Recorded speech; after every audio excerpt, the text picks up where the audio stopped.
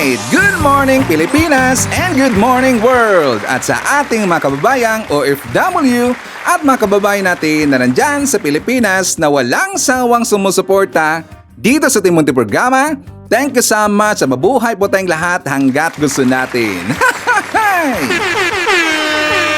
Well, anyways, tuloy-tuloy na po tayo sa tagbabalita dito ng mga tamang balita at sagutin ang maling information na ipapakalat ng mga fake news peddlers ng mga anti-Marcos, lalong-lalo na doon galing sa mga DBS na mga saltek bakabayan.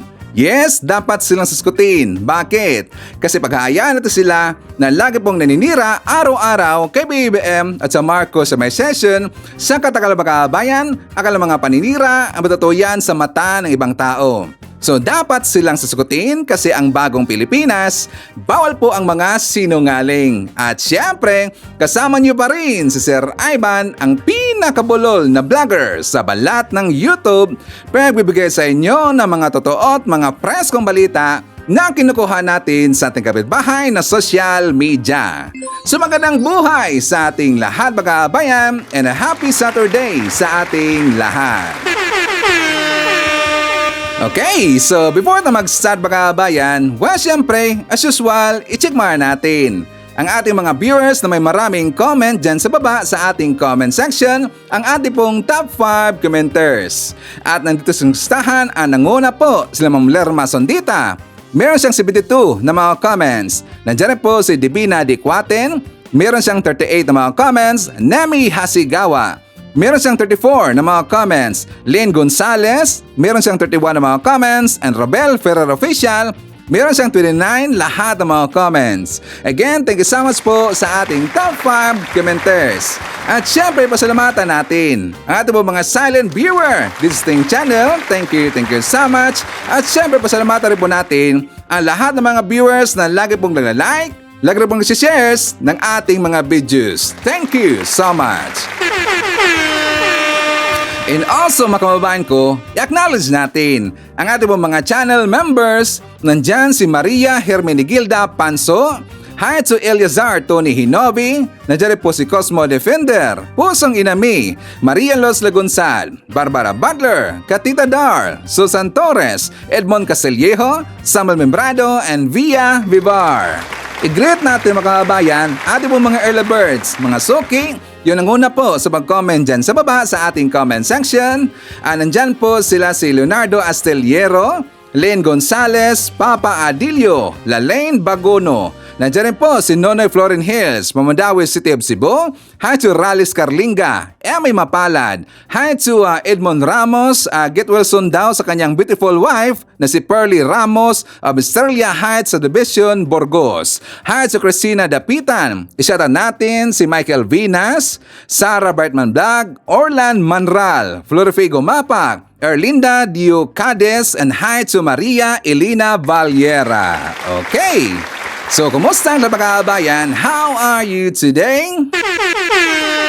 So, kahapon, napag-usapan natin yung inilabas po na congratulatory message ni Digong doon sa pagkapanalo ni Trump Makabayan. At saka nakita rin po natin kahapon, doon po sa ating last vlog, na tuwang-tuwa talaga yung dinibang po natin na isang vlogger na Gunggong Makabayan at saka nagsinungaling na kaibigan daw ni Digong itong si Trump. Which is yan po ay fake news mga kababayan. Diba kahapon nagbalabas tayo ng mga ebidensyang sangkaterbang mga ebidensya na hindi talaga po not in good terms si Digong at saka ito pong si Trump mga kababayan. Kasi nga diba mayroon pong hiningi na pabor at saka gusto pong tutulong ito pong si Trump sa Pilipinas mga kababayan. At sa yung time na yon ang presidente ito pong si Digong. Diba hindi po pinayagan itong si Trump mga kababayan kasi nga nagpahayag po dito ng suporta si Trump tungkol ito po sa Visiting Forces Agreement dyan po sa Pilipinas, yung mga militar na makabayan from US gustong mabigay po ng tulong si Trump doon po sa bansang Pilipinas, pero yan po inayawan ni Digong Makabayan. Ayaw niya. Bakit? Siyempre siya po ay pro-China at siguro ayaw rin po ayaw po ni Digong na magalit itong si Xi Jinping sa kanya kasi meron silang agreement makabayan. Yan po yung napag-usapan ho natin. Kaya itong si Trump galit dito kay Digong. So ngayon, Ang nakatawang makabayan, kasi nga di ba napausapan rin po natin kahapon, sabi ko, tsaka didimang rin po natin, yung pong si Bisdak na vlogger makabayan, sabi ko na bakit naman mag-pay attention itong si Trump doon kay Digong, iwala na ho sa power itong si Digong makabayan. Dahil siya na po ngayon ay isang ordinaryong citizen. Why Trump pay attention to Digong? Wala na po makabayan at saka wala na pong silbi at hindi na po kailangan. Bakit? Kasi nga ang present president na po ngayon, si PBM, dito magkikipag-deal itong si Trump. Kasi nga siya po ang current president ngayong makabayan ay si PBM. Why bother or why should pay attention Trump to Digong? Diba? Nakakatawa talaga saka hindi sila naisip makabayan. So ngayon, sinabi rin po natin na hindi na po at saka irrelevant na po itong si Digong dito kay Trump. Kahapon makabayan ko, merong lumabas po na balita. Ano yan, Sir Ivan? Di ba nagpalabas po ng congratulatory message itong si PBM doon sa pagkapanalo po ni Trump? At nalaman natin makabayan na yan po'y inacknowledge ni Trump. Ang ibig sabihin, nabasa po ni Trump ang mensahe ni PBM doon kay Trump makabayan. So according po dito sa balita, babasahin na po natin. Ang sabi makabayan, Trump acknowledged Marcos congratulatory message. According ho yan sa Philippine Invoice makabayan. O di ba nakita kaagad, pero yung congratulatory message si Digong, hindi nakita makabayan. Di ba sabi ko sa inyo, baliwala na po yang si Digong dito kay Trump. Kasi nga ulitin na po natin, wala na po sa kapangyarihan itong si Digong makabayan. At alam na po natin, itong si Trump galit dito kay Digong kasi alam po ni Trump, itong si Digong ay pro-China makabayan. Siya po ay tuta, isa pong lapdog ng China at saka ni Xi Jinping. Binaliwala ang mensahe ni Digong. Ano ngayon, DDS?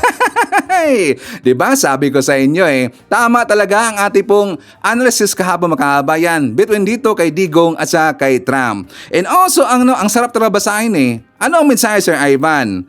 Kasi dito po sa babasahin na po natin yung mensahe po ni Trump makabayan doon kay PBM. Sabi dito, I've just received a message from the incredible man, President Marcos. Thank you for the greetings. Let's work together. Ano na, 'di ba sampal 'yan mga DDS? Sabi ko sa inyo malaking sampal ho 'yan. Bakit? Hindi pinansin yung mensahe ni Digong doon kay Trump. Baliwala na lang po. Yung sinasabi ninyo na kaibigan daw ni Digong itong si Trump, yan po'y malaking fake news. Ano na ngayon? 'Di ba ang sarap ho 'yan basahin makabayan? Napakasarap talaga, mang-asar, kasi nga yan po'y napakaganda pong basahin. Well, iwan ko lang po sa ibang tao, sa mga DDS, kung yan ba'y maganda po or masarap pong babasahin makabayan. Diba, DDS? Nakatawa naman. And also, before tayo mag-jump po sa ating next topic makabayan, ipapakita ko muna sa inyo ang ating good news. Para alam po ng mga DDS na meron pong tinatrabaho po ang ating gobyerno, ang Marcos admin, lalong-lalo na si PBM. At saka una ko po itong ipapakita sa inyo kasi ito po ay konektado sa ating next po na topic makabayan. Kung ano yan, let's watch this. Ipinag-utos ni Pangulong Ferdinand R. Marcos Jr. ang agarang pagban sa lahat ng Philippine Offshore Gaming Operators o POGO operations sa bansa. Sa ilalim ng Executive Order No. 74 na inilabas ng Malacanang, ipinagbabawal na rin ang aplikasyon para sa bagong lisensya, permit at authorization ng POGOs. Para matiyak ang epektibong pagpapatupad ng EO, bumuo rin ng Technical Working Group na tutugon sa magiging epekto ng pagban sa mga maapektuhang sektor at titiyaking matulungan ng Pinoy POGO workers na mawawalan ng trabaho. Nilagdaan na rin ni Pangulong Ferdinand R. Marcos Jr. ang dalawang batas na magpapatibay ng ating karapatan sa mga teritoryong sakop ng Pilipinas. Binigyang diin naman ng Pangulo ang kahalagahan ng dalawang batas na nagpapakita ng pagpapahalaga sa International Rules-Based Order. Alan, pirmado na nga ni Pangulong Ferdinand R. Marcos Jr. ang dalawang batas na magpapalakas pa sa saklaw ng bansa sa teritoryo nito. Kanina, Alan, pinangunahan ng Pangulo ang ceremonial signing ng Philippine Maritime Zones Act at Philippine Archipelagic Sea Lanes Act. Ang Philippine Maritime Zones Act ay naglalayong makamit ng bansa ang mga karapatan at benepisyo sa maritime Thank you, areas. Mr. President. Gayon din ang yaman mula sa mga ito alinsunod sa Philippine Constitution at international law, lalo na sa United Nations Convention on the Law of the Sea o UNCLOS. Habang ang This Philippine measure Archipelagic Sea Lanes Act ay naglalayong namang magtatag ng archipelagic sea lanes sa katubigang nasasakop ng bansa upang maiwasan ang arbitral international passage sa teritoryo ng Pilipinas. Ito alan yung mga walang regulasyon o kontroladong pagdaan ng mga dayuhang sasakyan sa katubigan ng isang bansa. Sa konteksto ng Philippine Archipelagic Sea Lanes Act, layunin nito na pigilan ang uri ng pagdaan sa pamamagitan ng pagtatalaga ng mga tiyak na daanan ng mga sasakyang pandagat upang masiguro ang kontrol ng Pilipinas sa kanyang nasasakupang katubigan. Ayon sa Pangulo, mahalaga ang dalawang batas na ito para maipakita ng bansa ang pagpapahalaga sa International Rules-Based Order. Gayon din ang malinaw na adhikain ng pamahalaan sa pagprotekta ng likas na yaman ng bansa at matiyak ang matatag na mapagkukunan ng hanap buhay ng mga Pilipino, lalo na ang mga mangingisda nang hindi nakararanas ng panggigipit. Pagpapakita rin anya ito ng paninindigan ng bansa sa pagtataguyod ng maritime zones ng bansa, pati na ang pagprotekta sa maritime domain. Magtutugma rin anya ang mga batas na ito sa itinakda ng international laws at pagpapakita ng pagiging responsableng kasapi ng Pilipinas ng international community. Alan, umaasa naman ang Pangulo na sa pamamagitan ng dalawang batas na ito ay mas mapapalakas pa ng bansa ang pagprotekta sa maritime interests ng Pilipinas. Patuloy naman po ang paglago ng ekonomiya ng Pilipinas sa ilalim ng administrasyon ni Pangulong Ferdinand R. Marcos Jr. Ayon sa National Economic and Development Authority o NEDA, nagkaroon ng growth rate ang bansa na 5.2% kasunod ng Vietnam na kasalukuyang nangunguna na ngayon sa gross domestic product growth na nasa 7.4% at Malaysia na nasa 5.3%. Tumaas naman ang bilang sa industry at service sector ng bansa sa 6.3% simula nitong nagdaang buwan. Nagkaroon rin ng GDP growth na 4.1% ang services sector ng bansa at 1.3% naman sa industry sector. Sa kabila yan ng mga epekto ng nagdaang bagyo. Kabilang sa mga key contributors ngayong third quarter ng taon, ang wholesale, retail trade at repair ng mga motor vehicles at motorcycles. Gayon din ang financial at insurance activities, pati na ang construction industry sa bansa. Nagpaabot ng mensahe si Pangulong Ferdinand R. Marcos Jr. para sa ika-11 anibersaryo ng pananalasa ng Super Typhoon Yolanda. Ayon sa Pangulo, dapat ding tutukan ang mga lokal na pamahalaan na silang nagsisilbing first line of defense laban sa mga kalamidad. Yan ang ulat ni Kenneth Pasyente. 11 taon nang nakalilipas, tumama sa bansa ang isa marahil sa pinakamalakas na bagyong naranasan ng bansa, ang Super Typhoon Yolanda. Sa lakas at bagsik nito, libo-libo ang nakitilang buhay at malawak ang iniwang pinsala. Pero taon man ang lumipas, mananatili itong nakamarka sa kasaysayan at isipan ng nakararami. Kaya sa anibersaryo ng naturang kalamidad, nagpaabot ng mensahe si Pangulong Ferdinand R. Marcos Jr. Ayon sa Pangulo, dapat magsilbing aral ang naging karanasan ng bansa sa Yolanda para sa pagtugon sa mga kasalukuyang kalamidad na nararanasan ng bansa gaya ng bagyong Christine at Leon. Ito anya ang pinakamainam na paraan para gunitain ang mga nasawi sa kasagsagan ng Typhoon Yolanda. Bilang isa sa mga bansang lantad sa mga kalamidad, sinabi ng Pangulo na walang puwang ang pagiging kampante. Sa halip ay mas dapat pag-igtingin pa ang pagsisikap para mabawasan ang epekto ng mga sakuna, nagiit niya ay mas pinalalala pa ng climate change. Dapat din anyang mas matutukan ang mga lokal na pamahalaan na unang tumutugon sa mga kalamidad at siguruhin ang mabilis na pamamahagi ng tulong sa mga tatamaan ng bagyo. Hindi rin dapat kaligtaan ayon sa Pangulo ang agarang pagbangon ng mga nasalanta at matutukan ang kanilang pagiging resilient. Ipinunto pa ng Pangulo, nagsilbing aral ang Yolanda sa pagpapabuti pa ng responde ng bansa sa kalamidad. Mula raw noon, mas pinatatag pa ang depensa laban sa mga kalamidad na sinuklian ng ating mga kababayan ng mas pinaigting na pag-aalaga at pagdamay para sa mga nasalanta. Ang bayanihan din ang naging daan para kahit paano'y maibsan ang pagdadalamhati ng mga biktima, gayon din ang pagpapabilis ng kanilang pagbangon. Pag-alala rin anya ito sa tulong mula sa mga ibang bansa na nagpabilis ng paghilom ng Pilipinas sa malagim na sakuna. Tiniyak naman ng punong ehekutibo na lahat ng hindi natupad na pangako noong nakaraan para sa rehabilitasyon ng Yolanda ay mga responsibilidad na buong tatanggapin ng kasalukuyang administrasyon. Bagaman wala anyang may direktang kasalanan, marami sa mga pangakong ito ang nananatiling di pa natutupad. At titiyakin daw ng pamahalaan na ang anumang utang ng Estado sa mga taong apektado at sa mga lugar na nasa lanta ay maayos na maisa sa katuparan. Batay sa pinakahuling datos ng National Housing Authority, nasa mahigit 52,000 housing units na ang nakukumpleto sa ilalim ng Yolanda Permanent Housing Project, habang halos 6,000 unit pa ang kasalukuyang tinatapos. Okay, so pag-usapan natin po yung tungkol po sa Bagyo Makabayan. Meron pong ipinakalat ngayon na isang screenshot galing po sa balita po ng Isimenay Makabayan, and I'm very sure that some of you nakita nyo na po itong balita na to kasi ito po yung nag-viral Makabayan. Ito po ay pinag-usapan lahat po ng mga vlogger kasi gusto nilang masisira si PBBM.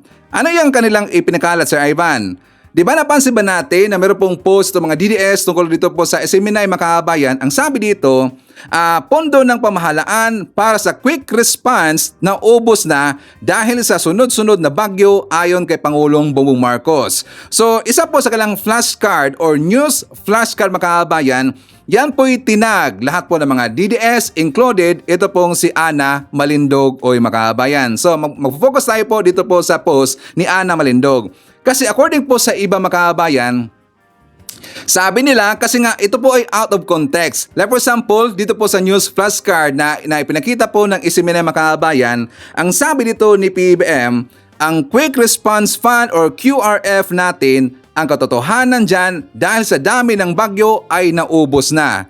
Sabi dito po sa baba, kaya't ang ginawa natin ay nagtabi ulit tayo ng pondo para mabigyan ulit. Malagyan na naman natin ng laman ang QRF natin sa inyong mga pangangailangan.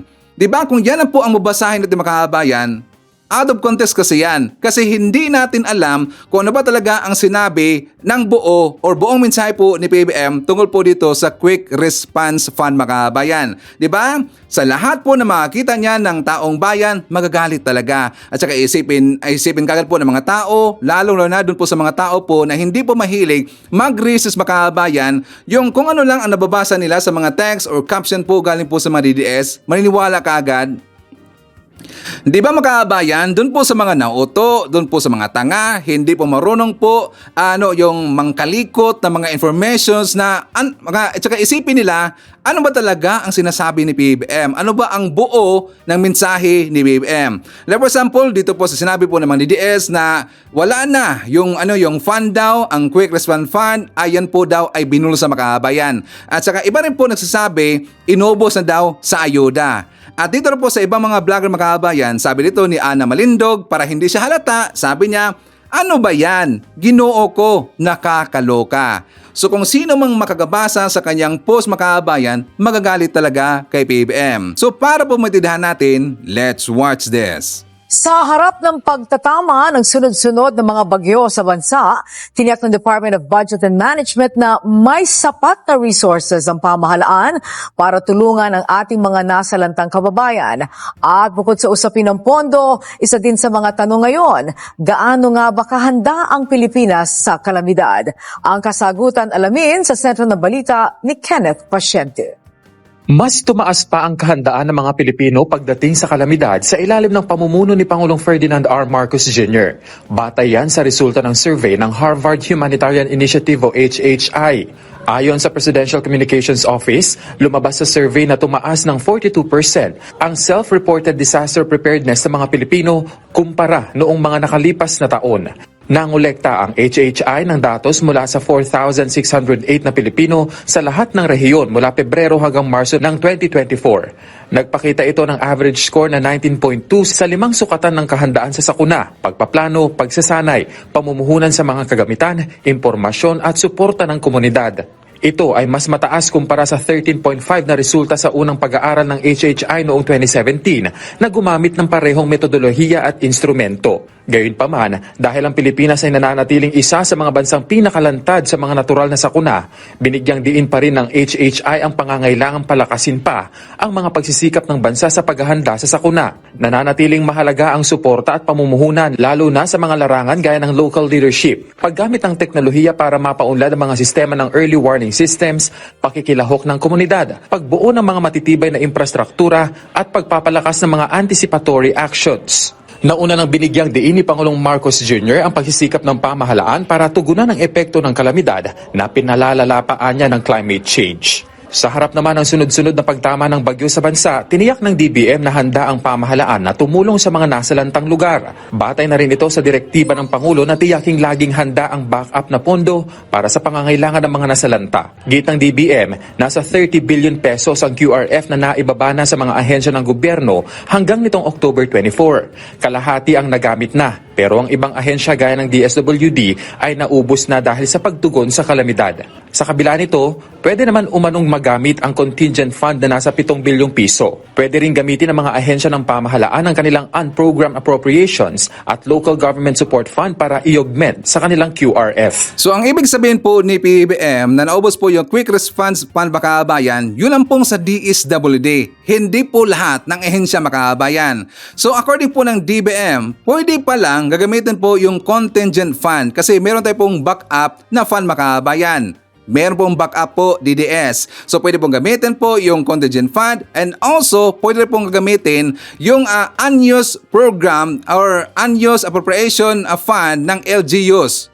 Pwede ho yang gagamitin. Ang ibig sabihin, meron pa hong backup. Kaya lang sa kanilang balita Makabayan, kasi nga yun lang po naka-highlight doon, magiging out of context kasi yung Makabayan. Kaya kapag meron po makabasa sa balita po ng SMNI, maraming magagalit. Gunggong kasi itong mga didis Makabayan. Kasi gusto na nila na marami pong taong magagalit kay PBBM. Pero doon po sa mga kababayan natin na marunong po mag-isip Makabayan at saka alam rin po ang mga nangyayari, hindi sila madadala kasi hindi sila tanga Makabayan. Ang mga tanga, ito po mga DDS. Kung nasasabihin po ng kanilang mga sinusuportahan dito ng mga vlogger, sinusuportahan dito po na tagabalita sa kanila, yung Isimena Makabayan, sila si Jay Sunsa, itong si Ana Malindog at saka marami pang iba, yun lang po ang kanilang paniniwalaan. Pero hindi nila panonoorin yung explanation po ni PBBM and also ang DBM Makabayan. Okay? So dahil po sinabi na mga DDS inubos daw sa pamimigay ng mga ayuda itong Quick Response Makabayan kaya daw naubos. Naubos daw sa pamimigay ng ayuda. Sa akin walang problema ho yan. Sakyan natin yung Makabayan. Kasi para sa akin, mas okay na ho yan ipinamimigay po bilang ayuda sa ating mga kababayan kasi marami pong nakabenepisyo ng mga kababayan natin.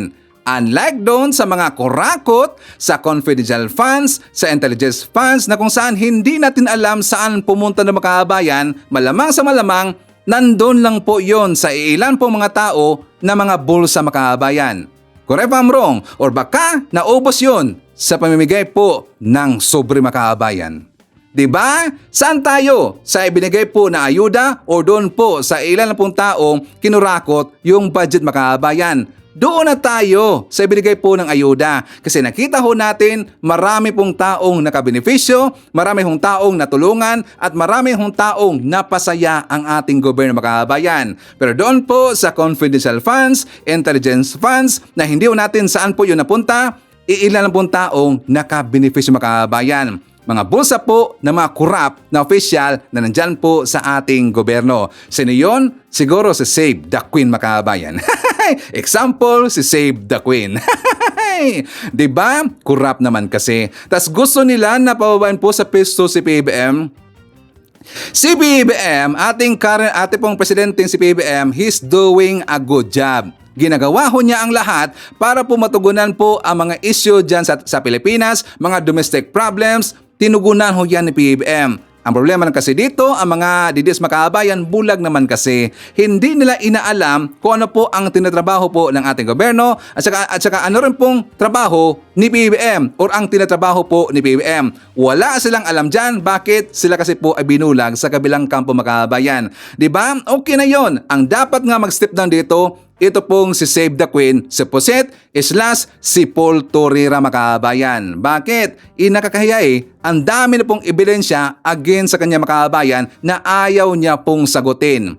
Diyan pa lang po sa hearing sa Kamara Makabayan sa budget. 'Di ba? Ilang beses na ngayon, hindi po dumalo itong si Sara Duterte. Pati nga ang kanyang mga kasabwat, pinalayas niya. Pinasibat niya makabayan kasi ayaw niya, kasi siya po ay takot dito, baka yung mga tao na yun, yung 7 tao na yun, opisyal po ng OBP, baka madulas, katulad po dito sa latest po na na ipinakita po diyan sa Kamara Makabayan, yung umamin na nabigyan po ng sobre, 'di ba? Baka kasi magaganon. Mas lalo nang magkalintik-lintik dito, magkalitsi-litsi dito ang mga Duterte makabayan.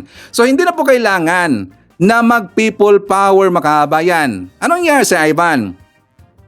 Kasi meron pong post, ito pong si Princess Maote, Princess Maote, yung pong sino makabayan, si Julius Milanyo, aka Princess Maui daw. Kasi meron siyang post, may pa-people power soon si Tambe, laban kay FPRRD. Ang ibig niyang sabihin makabayan, kasi di ba alam ho natin kung sino po dito ang kanilang ibig sabihin na Tambe, di ba si Speaker Martin Romualdez makabayan? Alam mo natin yan, kung sino dito ang ibig sabihin na Tambe, yun po si SMR. May pa-people power daw si SMR makabayan laban kay FPRRD.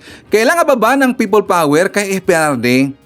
I don't think so. Hindi na po kailangan makabayan. Bakit? Wala na po sa power. Ito pong si Digong.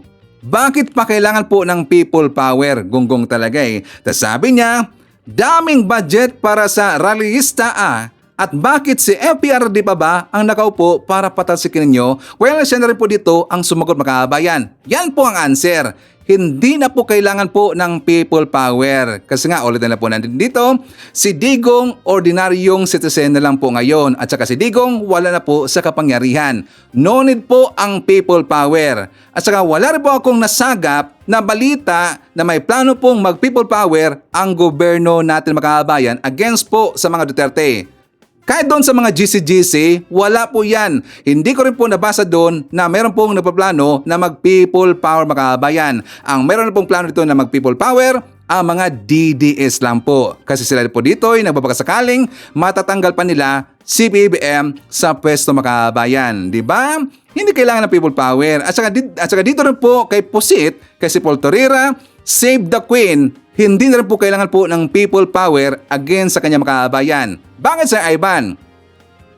Kasi para sa akin, hindi na kailangan. Kasi nga, nakikita na po ng taong bayan ang mga anomalyang ginagawa po ni Sara Duterte makabayan. Nakita na ho natin yan at saka nakita na rin po ng taong bayan ang attitude, ang karakter kung paano dito po magsalita itong si Sara against po kay PBBM, against po sa gobyerno natin na puro lang po ito kapik nyo sa makabayan at puro lang po ito kahihiyan para po sa kanila.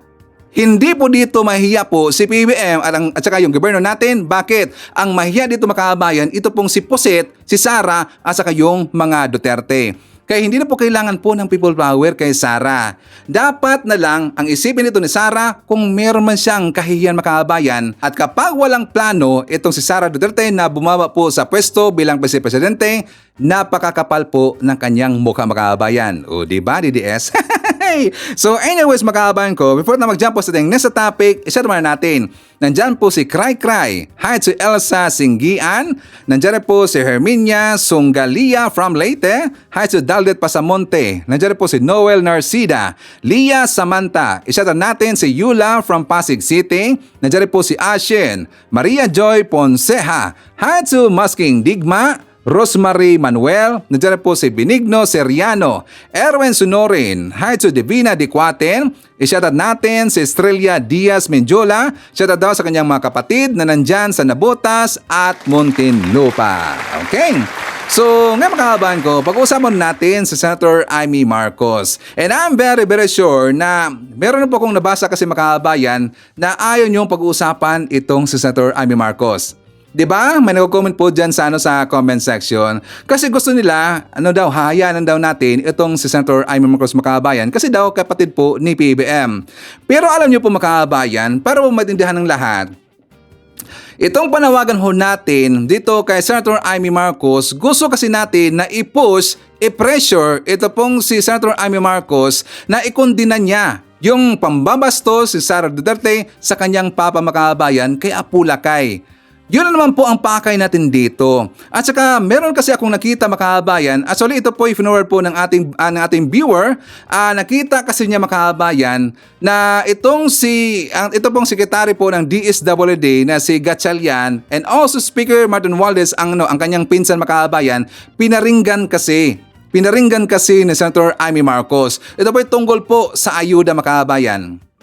So nakita ho natin, doon po sa forward po sa atin ng ating viewer, nakita ho natin na meron pong interview, ito pong si Senator Amy Marcos sa Radyo Nation yata yon o Radyo TV Nation, na una po doon sa nagtanong sa kanya mga kababayan, galing po sa isang reporter, tinanong siya na ano daw ang kanyang masasabi doon po sa banat o sa tungkol dito na hukayin daw ni Sara ang labi daw ng kanyang papa o si Apu Lakay at saka itapon doon sa West Philippine Sea. Alam niyo ba ang sagot po ni Senator Amy Marcos mga kababayan? Sabi niya, iba na lang natin pag-uusapan, hayaan natin sila. Umiwas siya mga kababayan. Bakit siya umiwas? Kasi nga involved ito ang kanyang kaibigan, ang kanyang best friend na si Sara Duterte. So hindi niya sinagot mga kababayan. Until napunta sila doon tungkol po sa ayuda, tungkol doon sa pabor na hiningi po na meron, 'di ba? Naalala ba natin yung tinanong po itong si Secretary Gatchalian ni Senator Amy Marcos na bakit daw inayawan or hindi daw pinayagan na ang request o referral galing daw sa OBP na humingi po doon ng ayuda or ng mga tulong galing po sa DSWD na mga kababayan. Di ba nalaman natin yan? At saka aging critics dito at saka sinabon po dito si Gatchalian. Pero buti na lang si Rex Makabayan, meron siyang mga ebidensyang ipinakita doon kay Senator Amy Marcos. Until, di ba, that is almost months ago yata yung mga kababayan. Mga 4 weeks na yata yan eh. And after po sa hearing na yon sa budget mga kababayan, wala na pong tugon or wala na pong information or statement inalabas po itong si Senator Amy Marcos. Siguro okay at saka aprobado sa kanya yung mga ebidensyang ipinakita po ni Gatchalian doon sa kanya mga kababayan na totoo talaga na talagang tinugunan po yung request, referral ng OBP na humingi sila ng tulong doon sa DSWD mga kababayan. Di ba wala yun? Talagang bigla po nag-silent mga kababayan. At para po maintindihan natin, ipakita ko muna sa inyo yung hearing po sa Senado tungkol ito po sa DSWD. For more details, let's watch this. Tungkol kay VP Sara na sinasabi ng ating VP na tinatanggihan lagi ng DSWD ang kanyang mga request para bigyan ng financial assistance. Kapag raw nanggaling sa OVP, hindi naman pinapagbigyan, kaya't napipilitan rin sila sa OVP na magbigay ng tulong sa mga nangangailangan. Madam Chair, lalahatin ko na ho. Una, hindi ho pinagsasamantala ng DSWD yung pondo ng DSWD para sa taong bayan ho yan. We agree with that. Number 2, as we speak right now, lahat ng tanggapan namin nakabukas. Araw-araw may mga lumalapit at araw-araw ina-assess yan ng ating mga social worker. Pagdating mo doon sa investigation na yon, Madam Chair, Kasi pinangako yes, Madam Chair, and I will report na magkakaroon ng investigasyon tungkol sa mga request ni VP na lagi na lang tinatanggihan. Madam Chair, I'll report now. Madam Chair, with me is Assistant Secretary Ulysses Aguilar. He's the one that handles the referrals from the Office of the Vice President. Agad-agad, kinausap niya yung handling officer sa kabila, si Director Norman. If Director Norman, si ASIC Yuli will gladly give the text exchange of text messages. Kasi tinanong namin sa kanya ano ba yung issue para alam namin ano yung titignan. In fact, ang sabi niya, wala rin ho siyang alam kasi lahat naman ng referral daw nila lugod naming tinatanggap. We can furnish you the screenshots, Madam Chair, but we have to ask permission of Director Norman if he will also consent. But the screenshot of their exchange is there kasi tinignan namin, we wanted to know kung alin. That's why ASIC Yuli came into the picture.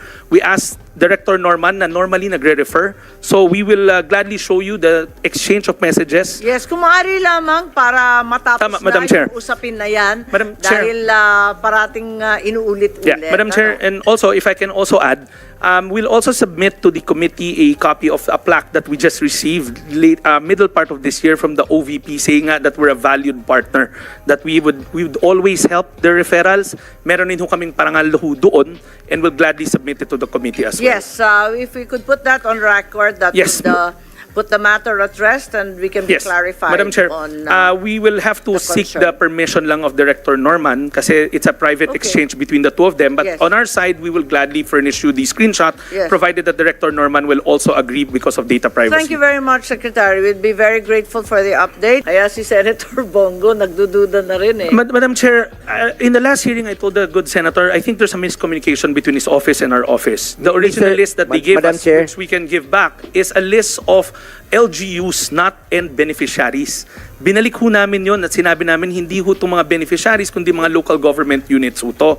Kung pwede ho kami bigyan ng direct referrals. Meron naman ho silang mga social worker naman po na mga qualified. Sabi ko lang naman sa inyo, pag qualified po yung beneficiaries, balikan nyo po. Hindi naman siguro kailangan umabot ng isang taon para balikan po sila. Pwede naman yan 1 week. Tingnan nyo kung, alam nyo, Mr. Secretary, kung gustuin mo talaga, kaya nyo nga magtipon-tipon ng mga pagpupulong dyan, namimigay kayo ng ayuda, billion-billion in 1 week. Kaya nyo, sigurado ba kayong mga mahirap to mga to na As far as we know, wala kaming tinatanggihan. Kaya nga nilinaw namin doon kung ano ba yung tinutukoy para malaman namin kung ano talaga. Pero ang sagot nga sa amin, lahat naman ng referral ay natatanggap. In fact, pagtaas na to, I can call the ASEC here para marinig nyo rin yung side niya. Kasi siya yung kausap, siya yung inutusan ko tumawag doon para makuha yung mga detalye. We will submit to the committee an exchange of messages between our office and their constituent services, si Director Norman. Papaalam lang kami kung pwede namin i-screenshot.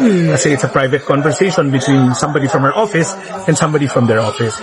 Basically, doon sa thread na yun, sinasabi niya, nagpapasalamat na sila na yung mga referral na accommodate. Sir, sila referring to the Yes, OVP? si Director Norman at saka yung aming community engagement na ASEC. And then number 2, sabi ko, isasubmit ko rin sa committee yung copy yung laki na natanggap lang namin this year na pinarangalan ng DSWD as a partner of their office. Okay, so ulitin lang po natin mga kabayan, ito pong issue na to, this is months ago. And after that, wala na po tayong narinig po ng mga statement galing po kay Senator Amy Marcos or kay Bongo or sa DSWD. We assume na ito po ay nasitol mga kabayan. Until kahapon. Thank you nga pala no sa nag-forward sa atin po ng isang video mga kabayan. Ito po yung interview doon po sa Region Nation na kung saan ito rin po gin-repost ni Senator Amy Marcos mga kabayan. Ito po ang kanyang banat. Ano yan Sir Ivan? Abay, pinaringgan na naman po niya ito pong si Secretary ng DSWD and also si Speaker Martin Romualdez Makabayan. Tuloy lang. Ngayon, dako na masyado. Ang laki-laki na, nasa 200, 300 billion. Ang sabi pa nga ni Secretary Recto, nasa 581 billion ang social protection. Pinagmamalaki ng ating administrasyon, kalaki-laki. Ang tanong ko, sa laki-laki na yan, tama ba ang nakakatanggap? Kasi dapat ibigay, ihatag sa mga nangangailangan, no? Ibigay sa nangangailangan, wag ibigay sa mga naglilista at gumagamit sa mga nangangailangan. Yun ang problema kasi sa barangay, may palakasan daw sa kapitan, may nagsusumbong na yung ibang congressman na malakas kay speaker, yun ang nakakakuha ng malaki. Pati si OVP, pati yung ating vice president dumadaing, na lahat daw ng request niya sa DSWD, hindi naman daw binibigyan ng daan. Ay nako, kaya napipilitan siya magsarili. So, eto nga yung problema natin. Kaya gusto ko, maging programa na lang, nasabi ko kanina, katulad nung sinabi ko kay Tata, dyan sa Oriental, sa Davao, na sana may listahan na tayong maayos, parang 4-piece. Kasi kilala natin yung listahan, hindi yung bigla-bigla gawa-gawa ng lista. Kung sinong malakas, yun na yun. Wag ganon. Yung talagang listahan na maayos, eto yung mga magsasaka, dyan sa Giwan, eto yung mga mga mangingisda na talagang alam naman natin, ang sama ng klima, parating bawal magpalaot, talagang kawawa yung mangingisda. Ilista na yun talagang pobreho na talagang kailangan ng tulong. So, yung listahan na yan, magiging basehan na ibibigay buwan-buwan itong minimum amount. Kasi hindi naman bukas makalawa masosolve lahat ng agricultural problems. Di hamak, nalalala itong klima natin. So, tulungan na lang natin sa sahod at maayos na listahan. Hindi itong palakasan system na hanggang Vice President umiiyak dyan. Talagang hindi tama yun. O, di ba? Tungkol sa ayuda makabayan. At saka, sumakay na ho dito ito pong si Senator Amy Marcos sa mga panawagan ngayon, sa mga pangungutya ngayon, sa paninira ngayon ng mga kalyado nila mga DDS na naging ayuda nation na ngayon ang bansa natin makabayan. Dahil daw sa Marcos administration, ayuda nation na ngayon ang bansa natin. Orte na po natin dito, walang problema kasi Ivan na mamigay po ng ayuda ang ating gobyerno. Mas okay pa nga yan kaysa ibulsa po yung budget makabayan. Correct ba, Sir Ivan? So ngayon, bakit siya nagingay, Sir Ivan? Alam nyo, medyo hindi ko nagustuhan dito ang sinabi po ni Senator Amy Marcos. Bakit?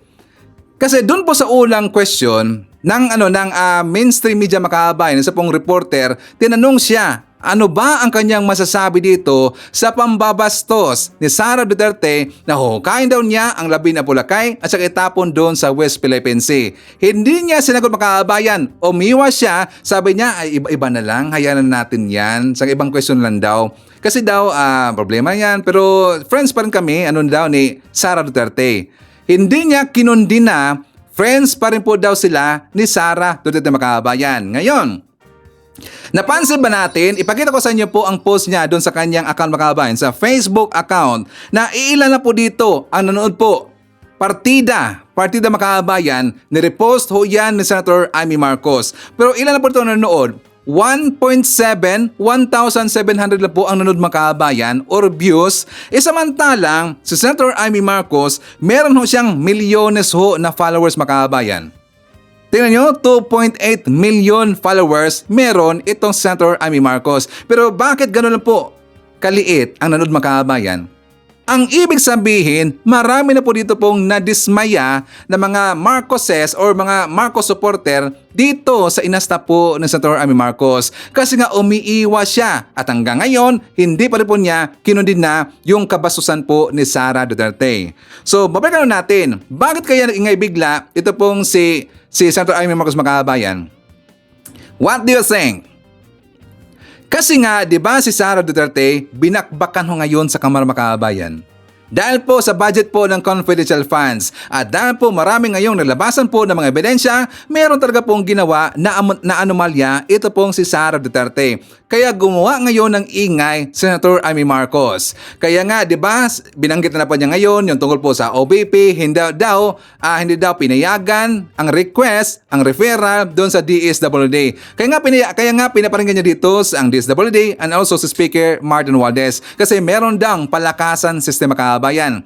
Well, actually, meron naman po talaga ang katotohanan yung sinasabi nila na meron pong nangyaring palakasan system dyan po sa kabaranggayan ho natin makabayan. Totoo naman talaga yan. Totoo yan. Pero ang timing kasi makabayan, iba. Gumawa kasi ng ingay itong si Senator Amy Marcos kasi nga involved dito ang pangalan po ng kaibigan na si Sara Duterte. Gusto niyang ma-divert ang attention po ng taong bayan. Correct ba, I'm wrong?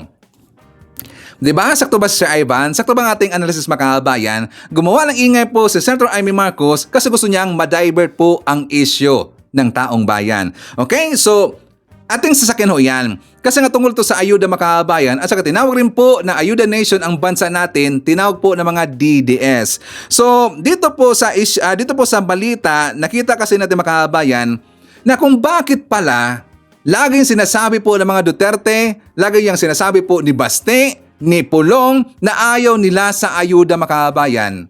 At saka tinawag rin po nilang ayuda nation po ang Marcos government ngayon. Bakit? Kasi nga, di ba dito po sa balita, ipakita natin sa inyo, this is last July 10, 2024 makabayan, sabi po dito sa balita, kaya walang pang-ayuda, Paulo Duterte reportedly puts all funds in CHED scholarship. O diba? Something fishy makabayan. The same po na style ni Sara Duterte. Sino si Mercy Grace Piatos, mga kababayan. 'Di ba? Doon po sa DepEd, meron pong isang anong tawag ito, mga kababayan, sa Tagalog yan? Parang napakahiwaga na pangalan, Mercy Grace Piatos, ang nag-receive disbursement receipt ng budget po, mga kababayan. Sir Mercy Grace Piatos. Dito naman po sa salpo ni Pulong, ibinigay daw lahat ng funds doon sa CHED para po sa scholarship, mga kababayan. Ang tanong, meron ba talaga? Meron ba talaga pong funds or meron ba talaga pong scholarship, mga kababayan? Yan po ang tanong. So, tingnan natin po ang mga post dito sa ating mga kababayan. Sabi dito, yung isa si Mary Grace pala yun, sorry. Yung isa si Mary Grace Piatos. 7-Eleven, kalat yan sa buong Mindanao. Ghost scholar siguro. O diba? Ghost scholar siguro, mga kababayan. Also, mga ghost employees doon eh. May Piatos na baka meron pong Doritos, mga kababayan. Ang Piatos, yun pong si Poset. Si Doritos, yun pong si Pulong, mga kababayan. Yan nga dito, talagang nagdududa po ating taong bayan na wala pong scholars, mga kababayan. Kundi, meron pong ghost employees or ghost scholars, mga kababayan. At baka totoo po itong post na nagngalan po na Shadow or Joel Conchico, mga kababayan. With 11,000 ghost employees, Davao City in Philippines most haunted city. Diba? Siguro ghost employees yung, mga kababayan. Isipin niyo po, 11,000. Totoo ba yan, Pulong? Totoo ba yan, Baste? Na meron kayong 11,000 po na ghost employees dyan sa Davao City. Kaya pala ayaw nyo mamigay po ng ayuda at saka ayaw nyo ng ayuda at saka nagreklamo po yung Davao City bakit wala ng ayuda. Kasi lahat pala ng funds, mga kababayan, doon po nilagay po sa CHED para daw sa scholarship. Kaya laging lang nilalait po na mamigay po ng ayuda si SMR, ating gobyerno, si PBM. Bakit? Kasi doon po sa Davao City, ibinulsa na siguro, mga kababayan, ang para po sa pang-ayuda. Diba? Booking. Don't me. Sila kasi ito nung una, mga kababayan, diba? Lagi kasi naungutya, lagi kasi pong nainira. Dapat kayo, mga DDS, kung manira man kayo, dapat wala pong maibalik sa inyo si Sir Ivan. Okay? So, before na mag-jump po sa next time, mga kababayan, isa na natin. Nandyan po si Felix Apari from QC. Hi to Jedidia Hogang. Hi to Josephine Gallego. Kasama rin po natin si Maria Organic. Romeo Caro Gigato Jr. Hi to Evelyn Garcia. Nandyan po si Ginaro Salamat. Hi kay Estrella Pascua ng Dasmariñas, Cavite. And Lisa. Hi to Salamat family ng Bungalyon, Pangasinan. Nandiyan po si Elisa Cañete from Las Piñas City. Hi to Jemson, Jimboy Jeriel and Regine of Madawi, Cebu. Greetings from Rodolfo Randadarbor of Tansa, Cavite. Mga kababayan ko, ipakita ko sa inyo ang vlog ni Mike Abe. For more details, let's watch this. Hindi na po naiintindihan ng taong bayan dito sa ating bansa at maging mga Pilipino sa abroad ang mga dahilan ng hindi pagharap sa Quadcom public hearing netong mga Duterte at ni Senador Bato at iba pa. Tama lang na sila isupwena at kung hindi magpaliwanag, pwede rin silang i-contempt at arestuhin. Kasi po itong pinag-uusapang ng Quadcom hearing ay tungkol sa paghahanap ng katarungan, paghahanap ng kaliwanagan, mabigyan ng hustisya ang kawawang ng mga naging biktima sa human rights violation, illegal na mga activities na nangyari po sa nakaraang administrasyon. Kaya ko sinabing hindi na po matanggap ng mga mamamayan mismo yung mga iba-ibang dahilan, mababaw na dahilan ng hindi nila pag-attend sa hearing. May mga biglang nakakasakit, biglang nagiging busy. Obvious na iniiwasan nila ang mga direct to the point na mga tanong ng mga mambabatas ng mga congressman sa Quadcom public hearing. Ito pong aid of legislation nagbunga na kasi marami na hong panukalang batas na naipile. Yun nung extrajudicial killing ay paparusahan na ng heinous crime or mabigat na kaparusahan. Yun nung illegal na pogo, totally ipinagbabawal na. At yun ho mga biktima ng mga napapagkamalan o kabataang nagiging biktima ng illegal na operation ng mga otoridad ay mas pabibigatan na rin ang kaparusahan nila. So in aid of legislation, 3 na po ang naipile na panukalang batas. Yung pagpapile ng kaso naman, nandiyan na po sa DOJ, nagkaroon na po ng malalim na coordination ang Department of Justice under Secretary Remulla at saka si Congressman Barbers, overall chairman ng Quadcom, para sa coordination ng mga dokumento, ebidensya at pagpapile ng kaso laban sa kanino mang mababanggit yan na merong anong tawag dito, na meron pong nakikitang ebidensya. So yun na po yung development. Hindi lang ito basta hearing. Seryoso po ang ating Kongreso panagutin at ang mga lahat ng may kinalaman, at higit sa lahat ay huwag nang maulit ang paglabag sa karapatang pantao. Yan po. Ako kaya ko tinututukan ito, wala namang personalan dito, issue lang ito, balita lang. Kasi talaga nakakagulat ang mga expose ng mga resource person. Katulad dito si Arcielton, ako, antindi ko na sinasabi. Kilala niya yung mga involved sa illegal activities ng panahong yon, hindi naman pinapanagot. Parang protektado pa. Siya pa at yung iba pang mga law enforcement agency na nag-iimbestiga ng matinong trabaho, sila pa yung napahamak, sila yung nagtatago ngayon. Yung mga may involved sa illegal activities na mamayagpag, until now, nawawala.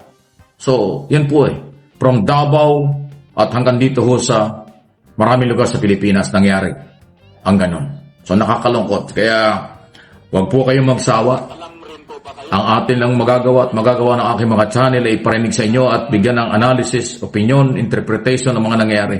Kaya nga sinasabi ko, mahalaga ang pagkakataong ibinibigay ng Kongreso sa ibang resource person na sila ay makipag-coordinate, sila ay dumating, sila ay sumagot katulad ni Senador Bato de la Rosa at saka po na dating Pangulong Duterte. Dahil ang kanilang side ay mahalagang marinig para sa anumang gagawing committee report o recommendation ng komite, at least yung kanilang side ay may isasama doon. Kasi pag inindiya nila, tuluyan nilang tinaguan, ayaw harapin ang hearing, walang record na makukuha ang komite sa panig nila. So yung pagpapile lang at pagrekomenda ng mga posibleng kaso, tuloy-tuloy talaga yan. Hindi nila masisisi ang Kongreso pag itinang araw na hindi sila binigyan ng pagkakataon. Katunayan, ulit-ulit ang invitation, ulit-ulit ang panawagan, pero hindi sila dumarating. So, in other words, sila rin ang mawawalan ng pagkakataong idepensa ang sarili. Sila rin ang mawawalan ng pagkakataong masama sa committee report ang kanilang panig, kanilang i-deny, kanilang kumpirmahin o anuman sasabihin, mahalaga yung kanilang side. Kasi due process ito. In aid of legislation, recommendation, at pagpapile ng kaso kung kinakailangan before Department of Justice o sa korte. Ganun po yan Yun po yung sitwasyon. So, kaya sana po naintindihan din ng ating mga kababayan, hindi po ito paghihiganti ng gobyerno sa mga Duterte o lahat ng kaalyado niya. Ito po ay naghahanap at binibigyan ng proteksyon at hustisya ang mga mamamayang biktima na hindi nakukuha ang katarungan until now, after 8.5 years na. So ganun po. Masakit yan sa mga pangkaraniwang tao, mamamayang nawala ang mahal sa buhay sa illegal na pamamaraan pero hindi na ibibigay ang hustisya. Yan po ay obligasyon ng Philippine government, ng Philippine Authority at ng Philippine law. Bigyan ng hustisya ang lahat. No one is above the law. Kahit na dating Pangulo, kahit dating PNP chief, kahit ngayon ay senador na, lahat yan ay dapat managot. Kung hindi nila ma-justify ang kanilang rason, bakit sila hindi sumagot at bakit sila hindi dapat kasuhan. Ganun po yun Dapat maintindihan ito. Ang aking pong ginagawang ito ay para din voluntary lang ito na ating iparating sa kinaukulan ang mga nangyayari. Dahil ang paghahanap ng katarungan, mas maraming boses, maraming tinig, maraming tao, may pag-asa. Pero kung mananatiling membro lang ng pamilya, ang naghahanap ng katarungan, malabong makuha yan. Kasi mahihirap lang sila. Pasintabi na. Pangalawa, wala silang sapat na kaalaman at kakayanan. So mahalaga ang Estado at yan ang obligasyon ng Estado. Bigyan ng hustisya ang lahat ng sektor, especially ang mahihirap. At ito yung ginagawa. In aid of legislation, bandang huli yan, lahat yan papunta sa korte. Ako, ang tingin ko dyan at aking analysis sa Quadcom hearing na yan, marami na silang ebidensya para mag-file ng kaso. Marami na silang ebidensya para pagbasihan ng Department of Justice, ng mga prosecutor, para i-file ang kaso laban sa mga personalidad, sa politika, sa pulis, o kung sino-sino man. Yan po yung aking nakikita. Kumbaga sa marami ng impormasyon, marami ng ebidensya, sinumpa ang salaysay, question and answer, mga dokumento, retrato, video, at marami pang iba. Sa illegal drugs, human rights violation, POGO operation, at yung pagkakabili at pagkakabenta ng libu-libong hektarya ng lupa dito sa Pilipinas, especially sa Luzon, ang nakuha ng mga Chinese national na illegal dahil ginamit nila ang kanilang kakayanan, na-influensyahan yung mahirap. Yan ang iniimbestigahan. Kaya nga 4 na komite yan, Quadcom.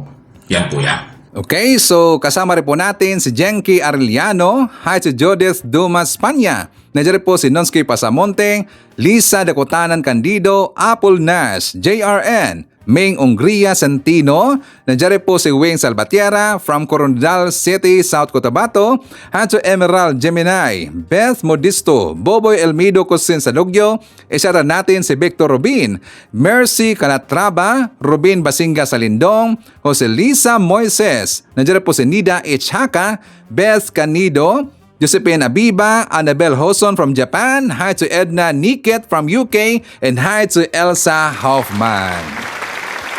Okay, so mga kababayan ko, yan po ating manakalap na mga balitang ngayong araw. Kung nakaabot ka po sa portion na to, sana nakapag-like na ho tayo. Libre po ang mag-share, libre din ang mag-subscribe. Again, maraming salamat sa mga viewers na hindi nag-skip ng ating mga commercials.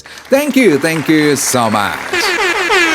At before natin tatapusin ating programa ngayong araw, sana sabayan nyo si Sir Ivan para sa ating live messaging prayer.